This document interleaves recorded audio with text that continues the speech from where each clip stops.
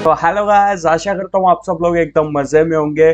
तो जैसे कि हमने लास्ट जो हमारी वीडियो थी उसके अंदर हमने कॉन्ट्रैक्ट का इंट्रोडक्शन करा था, वो लेक्चर मिस मत करना गलती से भी। अगर आपको कॉन्ट्रैक्ट एक्ट समझना है, बहुत ही इजी और सिंपल लैंग्वेज में मैंने आपको समझाया कॉन्ट्रैक्ट एक्ट की स्टार्टिंग क्या है, कि आखिरकार ये कॉन्ट्रैक्ट एक्ट है क्या, इसके मायने क्या है, कब इसको माना जाएगा कब नहीं माना जाएगा, और सबसे मेन बात ये बनता कैसे है, क्या इसके एसेंशियल इंग्रेडिएंट्स है। तो जल्दी से जाइए, आई बटन में आपको वो वीडियो दिख रही होगी, तो जाकर वीडियो जरूर देखें, देन फिर इस वीडियो के पे आए। क्योंकि अगर वो वाली वीडियो समझ नहीं आई तो ये वाली वीडियो समझना आपके लिए मुश्किल होएगा। तो इस चीज को ध्यान में रखिएगा, पहले वो वीडियो देखिए फिर ये वीडियो देखे, आपको कॉन्सेप्ट क्लियर हो जाएगा कॉन्ट्रैक्ट एक्ट को लेके। तो चलिए फटाफट से शुरू करते हैं हमारी अगली वीडियो। तो इंडियन कॉन्ट्रैक्ट एक्ट के अंदर आज हम पढ़ेंगे प्रपोजल और ऑफर के बारे में, जिसमें हम जर्नल इंट्रोडक्शन कॉन्ट्रैक्ट का वो मैंने आपको बता दिया पहले वाली वीडियो में। फिर हम ऑफर प्रपोजल देखेंगे, फिर हम टाइप देखेंगे किस किस तरह से है, फिर हम कुछ सेक्शंस उठाएंगे ऑफर को लेकर, फिर हम इसमें टाइप्स में जर्नल ऑफर देखेंगे, आपका पर्टिकुलर ऑफर ऊपर है ही, क्रॉस ऑफर देखेंगे, स्टैंडिंग ऑफर देखेंगे, open continuing, express and implied offer देखेंगे। तो ठीक है, फिर करते हैं फटाफट से शुरू। आ, आ, आ, ये सब हम इसके अंदर देखते चलेंगे। कम्युनिकेशन कब कंप्लीट मानी जाएगी, कब नहीं, कब आप रिवोक कर सकते हैं, कब रिवोक नहीं कर सकते, कम्युनिकेशन कब कंप्लीट मानी जाएगी, किस चीज की, ऑफर की। फिर offer and invitation to treat क्या होता है इसके बारे में देखेंगे। फिर किस तरह से ऑफर प्रपोजल यानी कि ऑफर, प्रपोजल सुने या ऑफर सुने बात एक ही है। ऑफर या प्रपोजल को किस तरह से आप रिवोक कर सकते हो। रिवोक मतलब वापसी लेना, किसी चीज को रिवोक कर लेना यानी कि वापसी ले लेना। तो आइए सबसे पहले देखते हैं हम डेफिनेशन प्रपोजल की। देखिए सिंपल सी बात वही कह रहा है। देखिए ऑफर प्रपोजल क्या है, आप कोई चीज किसी को बेचना चाह रहे हो, ठीक है। जब आप कोई चीज अपनी किसी को बेचना चाह रहे हो तो आप ही तो उसको बताओगे ना कि भाई ये चीज मैं इतने रुपए में बेचना चाहता हूँ। अगर वो बंदा कहेगा ठीक है भाई मैं ले रहा हूँ तो वो ले लेगा, अगर नहीं लेना तो उसकी मर्जी। ऑफर वो एक्सेप्ट भी कर सकता है और ऑफर वो डिनाइल भी कर सकता है, उसकी मर्जी है, ठीक है। तो इसके अंदर ऑफर वो कर भी सकता है, नहीं भी कर सकता है, ये एक्सेप्ट ये उसकी मर्जी है। तो इसके अंदर देखते हैं when one person signify to another is willingness to do और to abstain from doing anything. इसके अंदर सिंपल वही है, कोई पर्सन जो है वो दूसरे पर्सन को कहता है कि भाई वो विलिंगली जो है सिग्निफाइज कुछ करना चाहता है काम, या कुछ काम नहीं करना चाहता। तो अगर वो उसके अंदर अपनी एसेंट यानी कि अपनी कंसेंट वगैरह दे देता है, ठीक है भाई मैं एग्री हूँ इस चीज के लिए, तो वो ऑफर बन जाता है। फॉर एग्जाम्पल वही है यार, जैसे चलो मैं आपको एक दे ही देता हूँ एग्जाम्पल। ए जो है भाई साहब है, इन्होंने बी से बोला हैंड राइटिंग पे मत जाना बहुत बढ़िया है, ठीक है। बी से बोला कि भाई बी मैं तेरे को 5 रुपए में एक वॉच बेच दूंगा, ठीक है। अब ये इसको क्या दे रहा है, ऑफर। अगर ये एग्री होगा तो ये ठीक है एक्सेप्ट कर लेगा ऑफर, अगर एग्री नहीं होगा तो ये ऑफर नहीं एक्सेप्ट करेगा। सिंपल, ऑफर यही है, ठीक है। Seven the person to whom the proposal is accepted that. ये देखिए, ये मैंने आपको पहले भी बता दिया है कि जो वो है प्रोमिस कब बनता है। तो यार एक सिंपल सी बात है, देखो ये हमने जैसे देखा था, चलो एक और एग्जांपल ले लेते हैं फटाफट से। ए ने बी को कुछ सामान देने बेचने के लिए कहा, ए हो गया उसको खरीदने के लिए एग्री, ठीक है। ए ने बोला कि भाई मैं अपनी कार तुमको दे सकता हूँ 1 लाख रुपए में, मैं अपनी कार आपको दे सकता हूँ कितने रुपए में, 1 लाख रुपए में। तो बी हो गया एग्री, बी ने ऑफर कर लिया एक्सेप्ट। तो जब मेरे भाई बी ऑफर एक्सेप्ट कर लेगा ना तो उसको बोला जाएगा प्रोमिस। ठीक है मेरे भाई, उसको क्या बोला जाएगा, प्रोमिस। तो ये वही कह रहा है, when the person to whom the proposal is made signifies his assent thereto the proposal is accepted. जब वो अपने एसेंट दे देगा, जाहिर सी बात है जब बी बोल देगा ठीक है भाई मैं एग्री हूँ तेरी जो भी तू बात कह रहा है उससे मैं एक्सेप्ट कर रहा हूँ, तेरे प्रपोजल से मैं एग्री हूँ, तो बस फिर वो एक्सेप्टेड माना जाएगा। ठीक है, और वो प्रपोजल बन जाएगा, वो प्रपोजल बन जाएगा प्रॉमिस। ठीक है, इसके अंदर दो, जब ये प्रॉमिस बन जाएगा तो इसको क्या बोलेंगे। ठीक है, तो जिस पर्सन ने ऑफर दिया था, यानी कि हमने पढ़ा था ए ने ऑफर दिया था, तो ए हो जाएगा प्रोमिजार। जिसने एक्सेप्ट करा था बी, बी हो गया प्रोमिसी।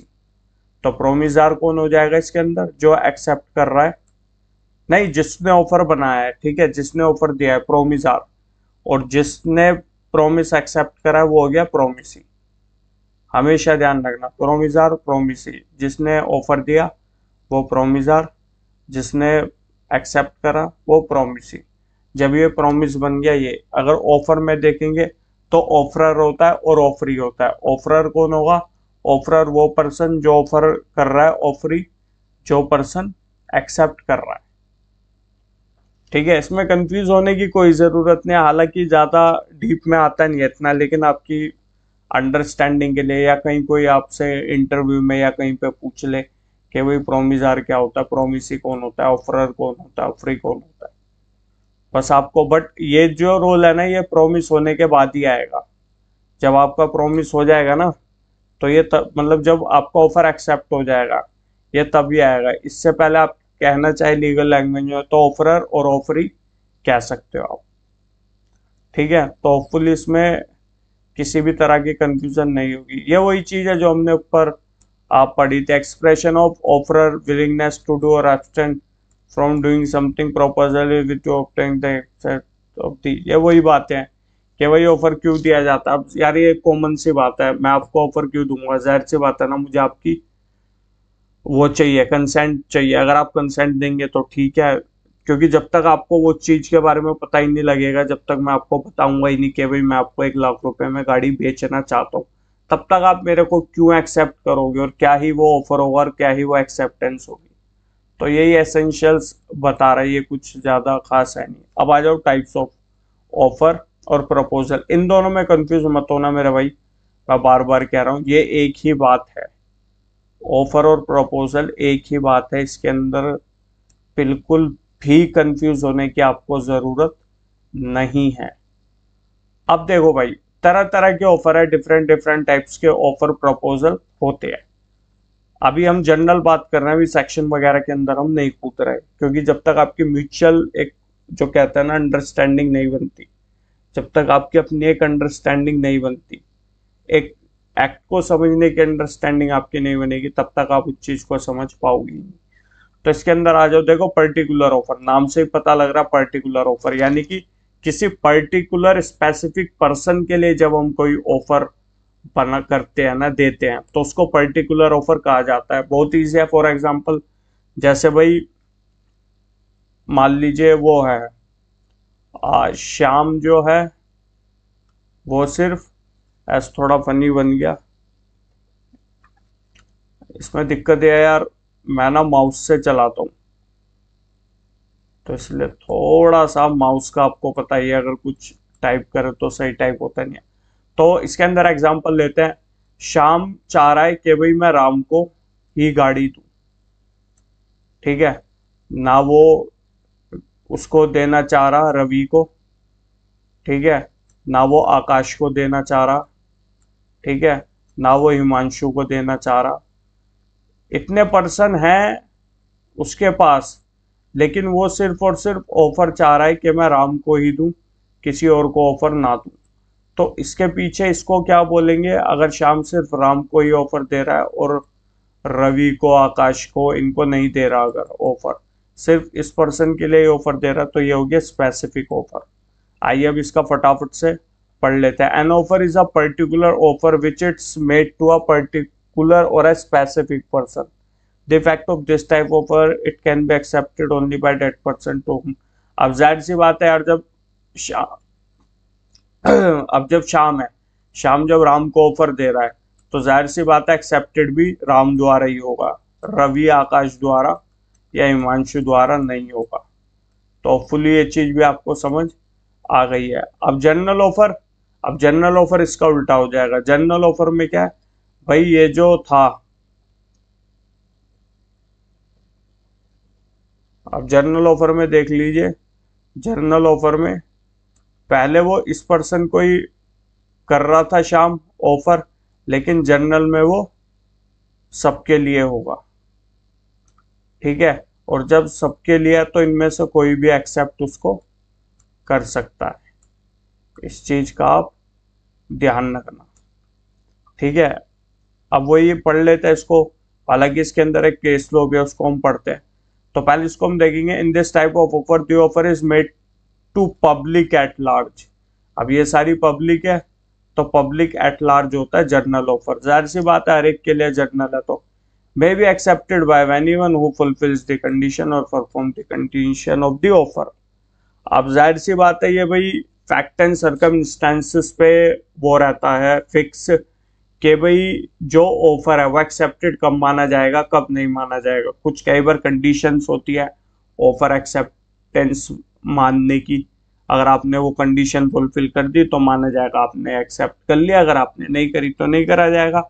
अब थोड़ी लिटिल बिट कंफ्यूजन आपको आ गई है तो टेंशन मत लीजिए, उसके लिए एक केस है Carlill versus carbolic smoke ball. ये काफी मतलब लैंडमार्क जजमेंट, आप कॉन्ट्रैक्ट एक्ट वगैरह कहीं से भी पढ़ोगे तो आपको ये केस लो जरूर मिलेगा, इसको आप छोड़ नहीं सकते। तो मैं फटाफट से इसके अंदर बताता हूँ क्या है। इसके अंदर एक कंपनी है वो ऑफर करती है, आपने सुना होगा कि भाई कोई नई कंपनी आई, अब कंपनी ये कहती है कि भाई मेरी जो दवाई खाएगा वो बंदा कोई भी बीमार नहीं होगा, लेकिन वो बताते कि भाई आधी गोली सुबह खानी है, आधी गोली शाम को खानी है, एक गोली रात को खानी है। जो भी उनका प्रिस्क्रिप्शन रहता है वो कहते हैं अगर हमारे इस प्रिस्क्रिप्शन को आपने फॉलो करा तो आपको किसी भी तरह की दिक्कत नहीं होगी, आपको आगे जाके फीवर वगैरह नहीं होगा। अब इसमें ये हो गया एक जर्नल ऑफर। जर्नल ऑफर कैसे, ये सबके लिए है भाई, जिसने जो खाएगा टाइम टू टाइम जैसा उन्होंने बताया है प्रिस्क्राइब करा है, अगर उसके अकॉर्डिंग खाएगा वो, और तो फिर उसको कोई दिक्कत नहीं होती तो ठीक है, लेकिन होती है तो फिर वो क्लेम कर सकता है।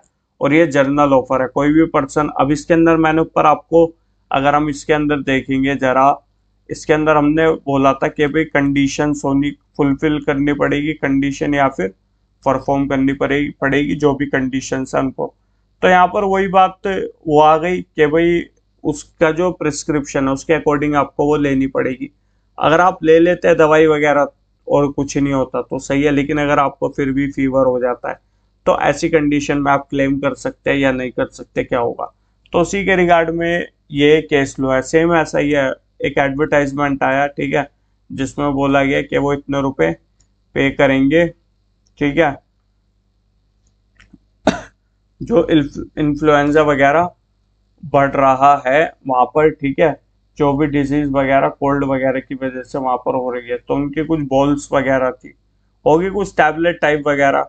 तो उन्होंने बोला अगर प्रिंटेड डायरेक्शन के हिसाब से कोई खाएगा तो किसी को भी किसी तरह की बीमारी वगैरह, इन्फ्लुएंजा वगैरह नहीं होगा, ठीक है। और उन्होंने एक मतलब ऐसा जिम्मेदार वो, क्योंकि कई बार लोग बोलते हैं अरे बेवकूफ बना रहे हैं, पागल बना रहे हैं। हालांकि आपने भी देखा होगा जब दोस्ती यारी में शर्त होती है कि भाई चल 100 रुपए की शर्त लगा, तो आपने सुना होगा कहते हैं कि पहले पैसे जमा करा मैं तभी लगाऊंगा, तू देगा नहीं, पहले पैसे रख, अगर रखे तो फिर मैं लगा लेता हूँ शर्त। आपने सुना होगा दोस्त यार में ऐसे चलता है। तो इस कंपनी ने भी यही करा, इन्होंने 1000 समथिंग जो रुपए थे वो एक बैंक के अंदर डिपॉजिट करा दिए, ये दिखाने के लिए कि वो इस चीज को लेकर काफी ज्यादा सीरियस है। तो हमारे थे प्लेंटिफ भाई साहब, इन्होंने मतलब प्लेंटिफ तो खैर मैं गलत वर्ड यूज कर रहा हूँ, प्लेंटिफ तो हो गया जो पर्सन केस करा है, लेकिन थे एक वो यूज करते गए उन बॉल्स को, ठीक है, अकॉर्डिंग टू जैसा बताया गया था उसके अकॉर्डिंग वो करते गए, जो भी डायरेक्शन था वो। लेकिन क्या हुआ, वो जो लेडी थी उनको इन्फ्लुएंजा हो गया उसको खाने के बाद भी। अब स्मोक बोलती खाने की हो सकते हैं या कोई मतलब कुछ भी हो सकता है, हालांकि काफी पुराना है, लेकिन आप सिर्फ केस समझो, ठीक है। अब उसके बाद क्या हुआ, वो उनको बीमारी इन्फ्लुएंजा से सफर करना पड़ गया, हालांकि उसके अकॉर्डिंग। तो इसमें जब कोर्ट के अंदर ये केस गया तो कोर्ट ने बोला कि भाई वो जो लेडी है वो इंटाइटल है रिकवर्ड करने के लिए, मतलब वो क्लेम कर सकते हैं, उनका क्लेम पूरी तरह से वैलिड है। अब इसके अंदर क्या है, अब इसके अंदर ये है कि भाई जो ये कॉन्ट्रैक्ट था ये था जर्नल कॉन्ट्रैक्ट। हर एक के लिए था ये, हर एक के लिए था। कंडीशन क्या थी, कंडीशन यही थी कि भैया जो कंडीशन फुलफिल करेगा हमारी, ठीक है, जैसे प्रिंटेड डायरेक्शन के हिसाब से अगर कोई लेता है दवाई, प्रिंटेड डायरेक्शन के हिसाब से दवाई लेगा तो भाई उसको फिर अगर बीमार होता है तो उसको फिर हम एक क्लेम देंगे। तो तो इन्होंने उसके अकॉर्डिंग चले, ये आगे जाके दिक्कत हुई तो इन्होंने क्लेम कर दिया और इनका क्लेम बन गया। The offer is made to the world. The contract is made with the limited portion of public who come forward and perform the condition. अब जाहिर सी बात है ये किस किस के लिए एक्सेप्टेंस माना जाएगा, ये एक्सेप्टेंस ऑफर उन लोगों के लिए माना जाएगा जो इनकी कंडीशंस को फुलफिल कर रहे हैं, जो ये बात कह रहे हैं इनकी कंडीशन को जो जो पर्सन फुलफिल कर रहा है उसकी तरफ से इस ऑफर को वो बंदा एक्सेप्ट कर रहा है। होपफुली यहां तक आपको समझ आ गया होगा। क्रॉस ऑफर सिंपल सी बात है, मैंने एक को बोला कि भाई तू मेरे मतलब मैं तेरे को भाई अपनी गाड़ी 1 लाख में बेच दूंगा, या मैंने ए ने बोला बी को, ठीक है। अब आगे बी ने भी ए को बोल लिया, ठीक है भाई मैं अपनी साइकिल तेरे को 20,000 रुपए में बेच दूंगा, ठीक है। किसको बोला, ए को। तो जब ऑफर इधर ए वाली पार्टी उसको दे रही है, वो पार्टी इसको दे रही है, तो ए बी को दे रहा, बी ए को दे रहा ऑफर, तो इसको बोलते हैं क्रॉस ऑफर। इजी है, ज्यादा हार्ड वार्ड टफ वफ नहीं है, और टफ दिमाग में रखना भी मत, क्योंकि मेरा मानना है अगर आप दिमाग में सोच के बैठ जाते हो ना किसी चीज को टफ है, तो वो 70 to 80% आपके दिमाग में यही बना के रखेगी कि भाई ये चीज टफ है टफ है टफ है, तो वो इजी होने के बाद भी आपको टफ लगेगी। इसलिए सबसे पहले अगर आप पढ़ने बैठ रहे हो तो किसी भी चीज को टफ मत समझिए। जो आपकी मदर टंग है, जो आपकी अपनी लैंग्वेज है, लोकल लैंग्वेज जो आपको समझ आती है अच्छी तरीके से, उस सिंपल लैंग्वेज में उस चीज को समझने की कोशिश करिए। अगर आपको वो चीज समझ आ जाएगी तो आपको किसी भी तरह की दिक्कत नहीं होगी।